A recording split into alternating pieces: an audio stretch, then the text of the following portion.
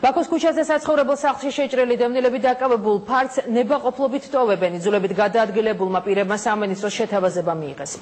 სამინისტრო ღია ცის ქვეშ დარჩენილებს დროებით ქირით დააკმაყოფილებს. გარკვეული დროის შემდეგ კი 18 ოჯახს, რომლებსაც ფართის გადანაწილების კრიტერიუმების მიხედვით ეკუთვნის დაკმაყოფილება ახალ ფართში შეასახლებს. სამინისტროსა და ბაქოს ქუჩაზე შეჭრილ დევნილებს შორის მოლაპარაკება ერთი თვის განმავლობაში მიმდინარეობდა. სამინისტრომ დევნილების ფართის დაცლის თხოვნით არაერთხელ მიმართა.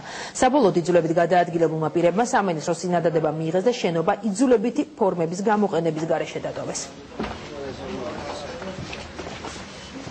ეხლა მიმდინარეობს პროცესი შენობის ნებაყოფილობითი გამოთავისუფლების. ეს პროცესი დაიწყო გუშინ, გრძელდება დღეს. მე მინდა დიდი მადლობა გადაუხადო დევნილებს, რომელთანაც შედგა ჩვენი ადამიანური ურთიერთობები, შედგა ჩვენი მოლაპარაკება, აღსდგა ნდობა, შეიძლება ასე ითქვას, რომელიც მათ დაკარგული ჰქონდათ და არ ჰქონდათ სამინისტროს მიმართ. ამიტომ ყოველგვარი, ასე ვთქვათ, ძალისმიერი მეთოდების გარეშე, პოლიციის და სხვა ძალების ჩარევის გარეშე ჩვენ შევთანხმდით. შემდეგ ორშაბათიდან ძალიან მშვიდ ვითარებაში მოხდება უკვე ბამბის ნავთის თანამშრომლებისათვის ფართების განაწილება. ჩავალაგეთ ბანკი სამინისტროს გადაწყვეტილებით.